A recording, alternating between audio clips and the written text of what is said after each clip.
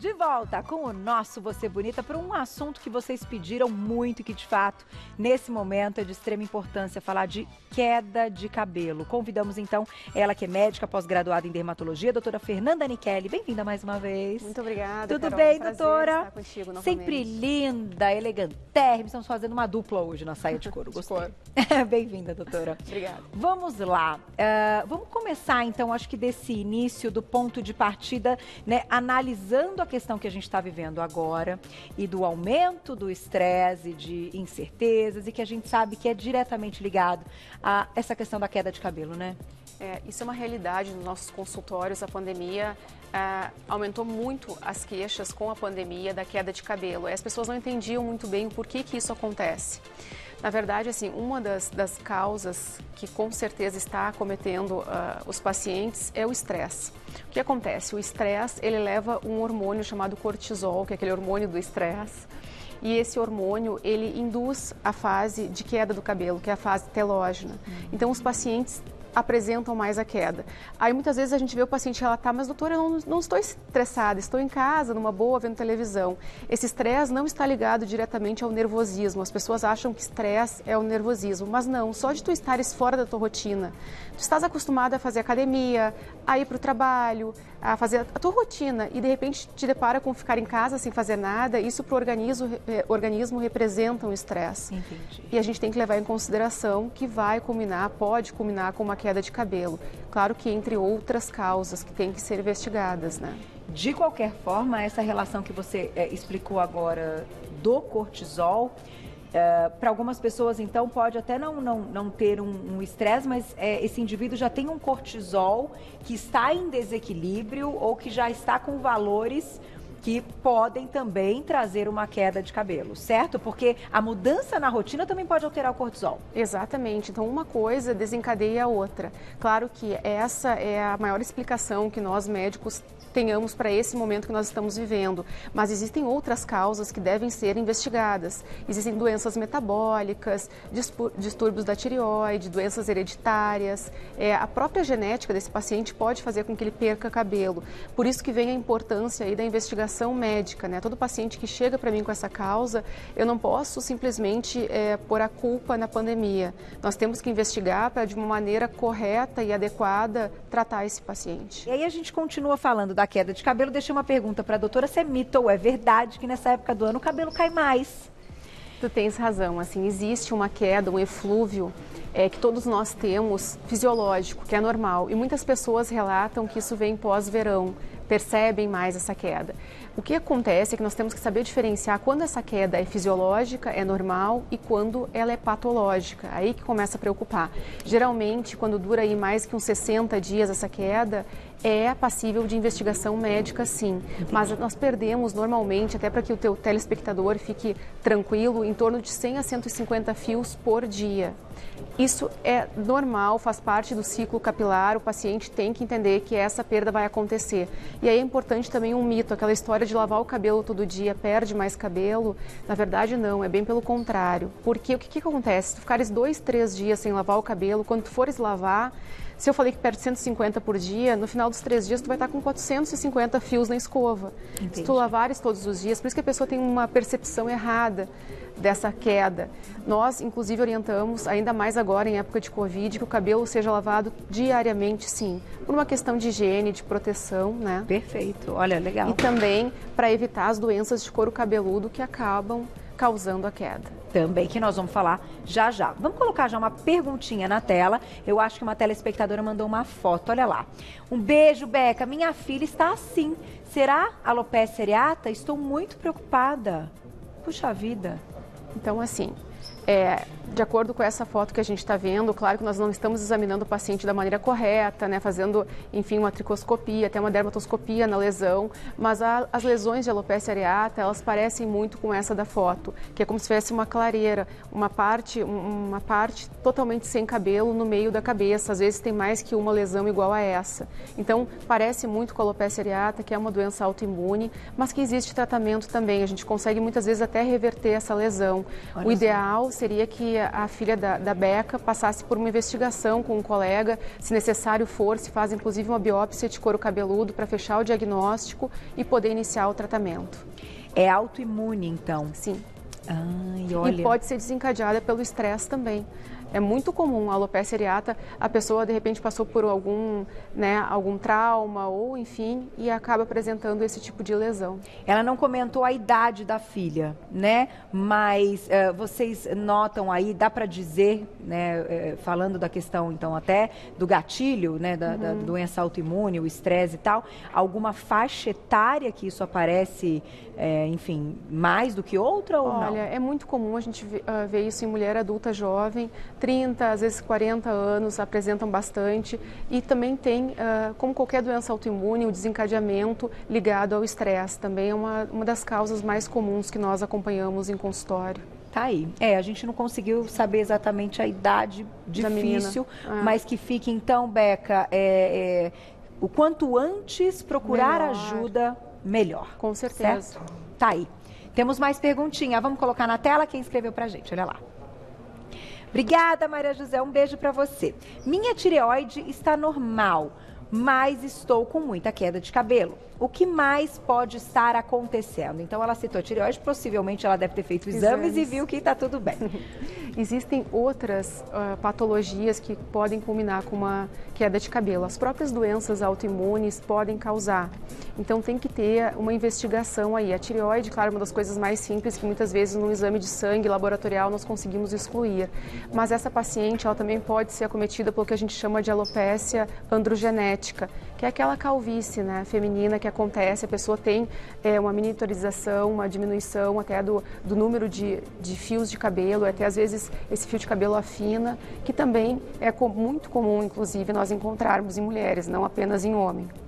Tá, e que também precisa de investigação e diagnóstico. Exatamente, com certeza.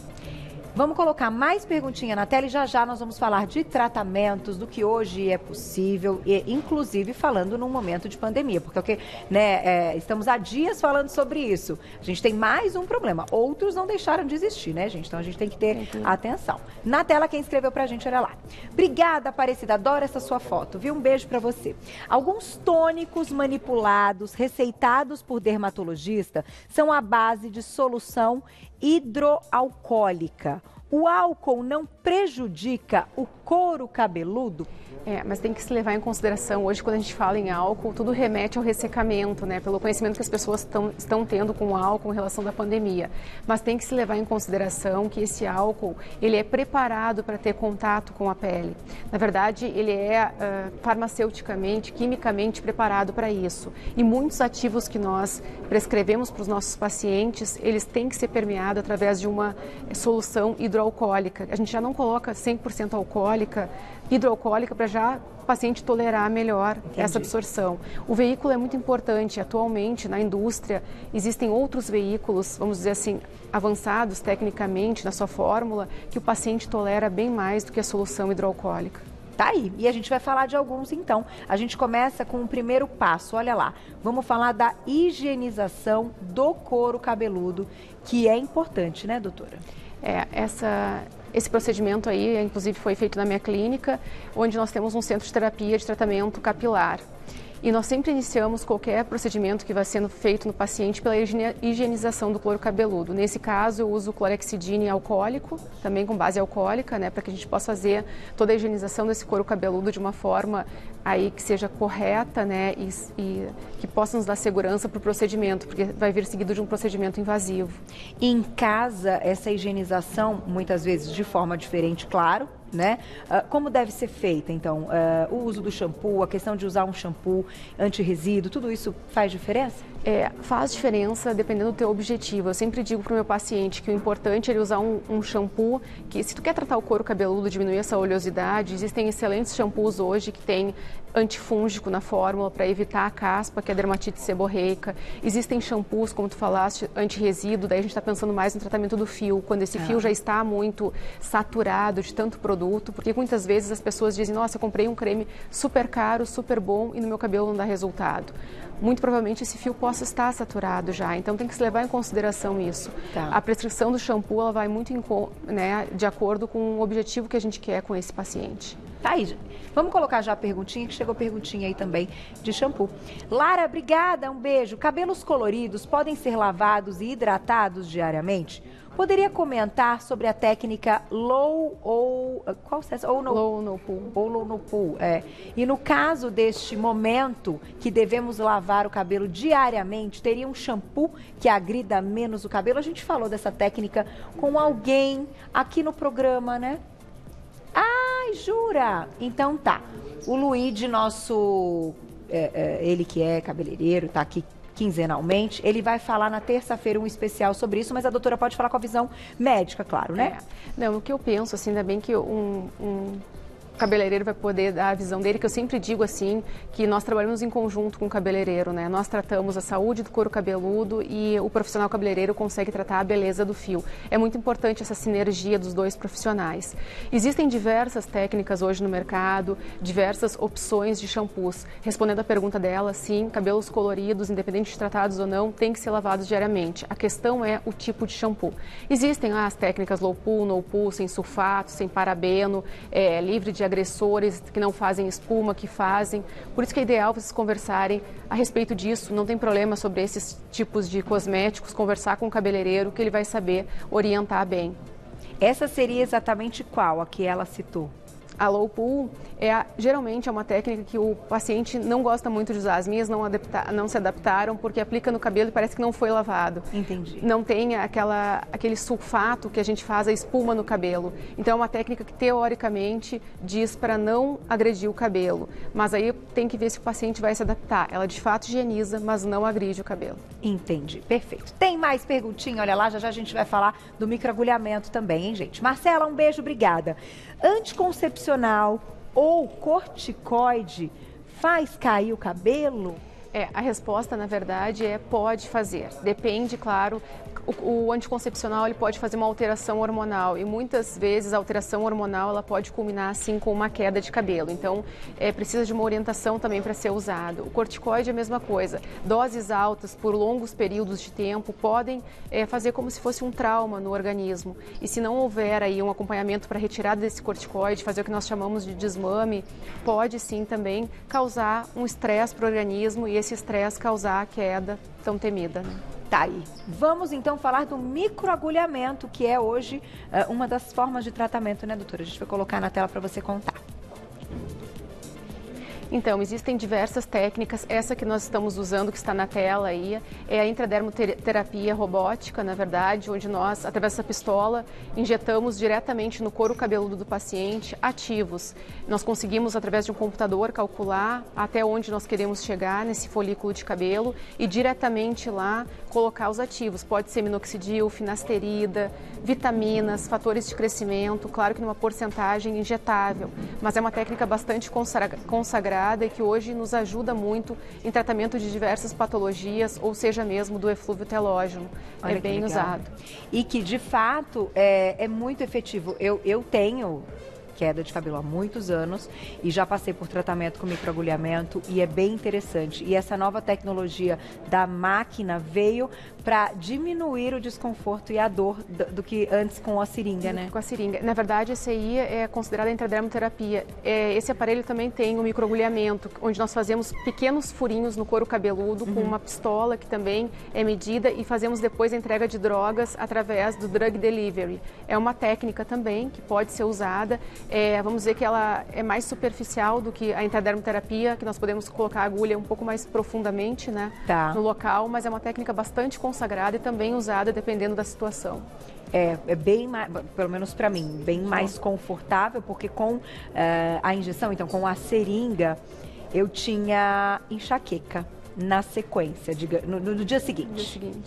Então, falando aí para vocês, até para quem pode ter alguma pergunta nesse sentido, então já conto, né, como um testemunhal. Vamos colocar o próximo, então, desculpa, Gláucia, o LED, olha só, também é parte do tratamento. Vamos mostrar para vocês. Essa terapia também é muito consagrada hoje na área da tricologia, que é o uso da luz, né? Nesse caso dessa paciente está sendo usado a luz de LED e também o laser, porque ele atua hoje no estímulo do folículo. Então, inclusive, o paciente pode ter acesso a alguns bonés que pode ser usado em casa. Claro que não é o mesmo comprimento de onda que nós usamos numa clínica médica, de um aparelho desse, mas hoje está comprovado que essa fotobioestimulação, ela já consegue otimizar o tratamento e ajuda, sim, no combate e na reversão de uma queda de cabelo. Olha só, muito legal. Vamos colocar a perguntinha que dá tempo, vamos até o final com as perguntinhas do público. Olha lá. Jaque, obrigada. Um beijo. Qual a vitamina indicada para ajudar a diminuir a queda de cabelo? Tanto para ser ingerida, quanto para passar no cabelo? Isso é um assunto bastante polêmico. Eu acho que é importante até a gente falar, porque muitas vezes as pessoas acham que tomando vitamina em excesso vai melhorar a queda. Em primeiro lugar, não, porque muitas vezes uma hipervitaminose, o excesso de vitaminas, pode causar uma queda mais do que uma hipovitaminose se tu estares em deficiência. Existem vitaminas que sim fazem bem para o cabelo, como biotina, zinco, mas para pessoas que estão com uma deficiência. O ideal é que a gente conseguisse se alimentar adequadamente, ingerir todas essas vitaminas via alimentação. A grande verdade é que ninguém consegue ter uma alimentação tão saudável hoje em dia com a correria do dia a dia. Então, muitas vezes, nós médicos lançamos mão dos suplementos e acabamos prescrevendo. Mas eu acho muito importante que haja, sim, uma orientação na hora de haver uma prescrição desse tipo, porque, caso contrário, pode fazer o efeito contrário também. Não é uma falta de responsabilidade, talvez, dizer qual delas e as pessoas vão comprar, né, sem ter aí a parte até dos exames para comprovar se de fato há uma deficiência. Exatamente. Né, nesse sentido, né, doutora? Vamos lá, mais perguntinha, olha lá, na tela. Obrigada, Maria. Um beijo. Fui diagnosticada com uma doença capilar chamada líquen plano. Há tratamento para esse problema? O líquen plano, ele também faz parte de uma doença autoimune. Há controle desse problema, né? Ela deve com certeza conversar com o médico para ele ver em que estágio está essa doença, o que pode ter desencadeado essa doença e começar a partir daí uma investigação e traçar um plano de tratamento para essa paciente. Mas, assim, poucas são as doenças hoje, eu costumo dizer na nossa área, que não há tratamento. Há controle, muitas vezes não há cura. Doenças que são crônicas, como doenças autoimunes, nós não conseguimos deixar esse paciente curado, mas muitas vezes mantemos ele tão controlado que ele nunca mais terá os sintomas e os sinais que uma doença dessa pode trazer. E nesse caso, quais seriam os sintomas? O líquen plano ele culmina também com queda capilar. Tá. E dependendo do estágio que ele está, o paciente fica realmente muito desesperado, porque começa a ter algumas lesões em couro cabeludo que assustam. Entendi. Tá aí. Então, já teve a investigação e o diagnóstico, é realmente começar um tratamento, né? Exatamente. Dá tempo de mais uma, né? Na tela, olha lá. Obrigada, Kelly, um beijo pra você. Tive meu bebê e desde o nascimento dele tenho muita queda de cabelo. Ele está com 1 ano. Quanto tempo dura a queda de cabelo no pós-parto? Então, é muito comum a queda capilar pós-parto, é o eflúvio telógeno que acontece, geralmente começa com 3 meses pós-parto e pode durar aí de 6 a 9 meses. Como ela me disse que está há 1 ano, eu orientaria ela também a procurar um colega para ver se não tem mais alguma coisa que esteja culminando com essa queda. Mas acontece, muitas vezes, para tranquilizar as mamães, é reversível, pode se reverter, tá? Pode acontecer, mas pode reverter e volta a crescer esse cabelo, se de fato foi só em decorrência da alteração hormonal pós-parto. Tá aí. Para fechar, gente, sexta-feira, última pergunta na tela. Michele, beijo, obrigada. Como saber se estou tendo quebra ou queda de cabelo? Essa pergunta é muito boa. Isso depende muito de uma investigação, porque a quebra de cabelo, muitas vezes, ela vem decorrente de química em excesso, ou alisamento, ou tinturas em excesso e sucessivamente sendo aplicadas no couro cabeludo, fazem uma quebra do cabelo. Então, a paciente começa a dizer que em cima está bem cheio e a ponta começa a ficar muito fininha. É uma maneira, vamos dizer assim, lúdica e mais simples de uma pessoa leiga conseguir diagnosticar. Queda do cabelo é quando tu vê no chão ou no travesseiro o fio inteiro do teu cabelo caindo.